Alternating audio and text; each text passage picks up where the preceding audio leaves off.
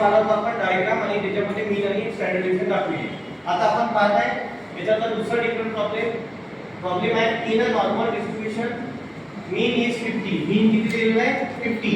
Standard division is 10. Find out the percentage off score which fall above 40. म्हणजे 40 पेक्षा जास्त गुण मिळणारे शेकडा विद्यार्थी किती आहे ते आपल्याला आता या प्रॉब्लेममधून काढायचे. सगळ्यात पहिले सोल्युशन लिहायचं. सोल्युशन दिल्यानंतर डायग्राम काढायची. प्रत्येक प्रॉब्लेमला डायग्राम काढायची. ही डायग्राम काढली आपण, ठीक आहे. ही पहिले डायग्राम करून घ्यायची क्रमसमय समोवक्राची. हे सगळं वितरण कसं लिहून टाकायचं हे सगळं लिहून घ्यायचं. त्याच्यानंतर मीन किती दिलेला आहे? 50. कुठेही या शून्य बिंदूवर. आणि स्टँडर्ड किती दिलेला आहे? 10. इकडे काय करतात? 10 ने आपको प्लस करना है. प्लस करके जाना है और इधर माइनस करते जाना है. 50 प्लस 10 60. फिर यहाँ पे 60 प्लस 10 70. 70 प्लस 10 80. और इधर माइनस करके जाइए. 50 में से 10 गए 40. 40 में से 10 गए 30. 30 में से 10 गए 20. यहाँ तक समझे? फिर आपको क्या पूछा था? Find out the percentage off score which fall above 40. यहाँ पे लिखना है फिर म्हणून the percentage off score which fall above 40. 40 पेक्षा जास्त मराठीमध्ये म्हणता येईल 40 पेक्षा जास्त गुण प्राप्त करणारे विद्यार्थी शेकडा विद्यार्थी किती. शेकडा हा शब्द इथे शेकडा शब्द आलेला आहे. पर्सेंटेज आलं तर प्रॉब्लेम कसा सोडवायचा आणि फक्त तुम्हाला विद्यार्थी विचारला तर प्रॉब्लेम कसा सॉल्व्ह करायचा. शेकडा विद्यार्थी विचारलाय म्हणजे हा त्याचं पर्सेंटेज विचारलाय ते कसं काढायचं. आता 40 कुठे? 40 पेक्षा जास्त प्राप्त करणारे विद्यार्थी म्हणताय. 40 कुठे? या बिंदूवर आहे. जास्त म्हटलं अबव म्हटलं. अबव म्हणजे कुठे?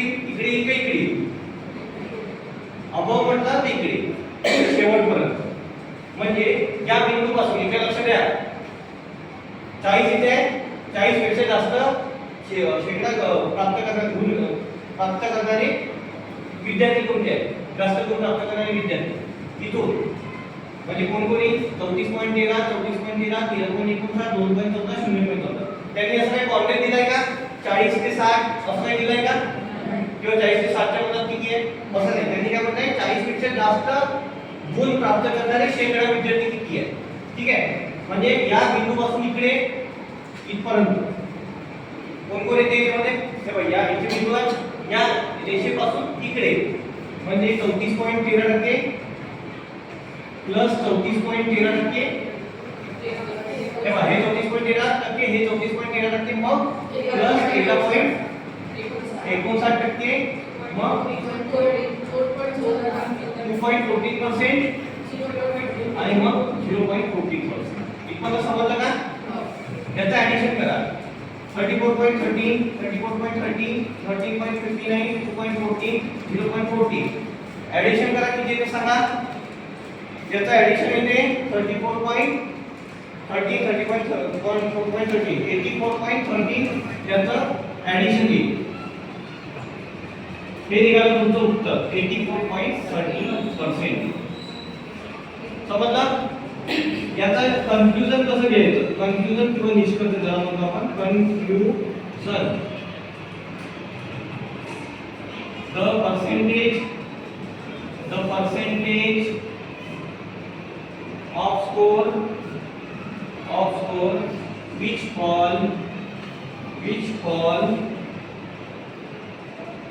above 40 is 84.13%. आपल्याला काय उदाहरण काय विचारलं होतं? शेकडा विद्यार्थी म्हणजे पर्सेंटेज स्टूडेंट. तो ये निकला परसेंटेज अपना 84.13%. यहाँ पे हुआ आपका सेकंड प्रॉब्लम खत्म. ठीक है. इस प्रकार से आपको ये प्रॉब्लम सॉल्व करना है. ठीक है. अभी देखेंगे इसका तीसरा डिफरेंट प्रॉब्लम. आप ये देख लीजिए.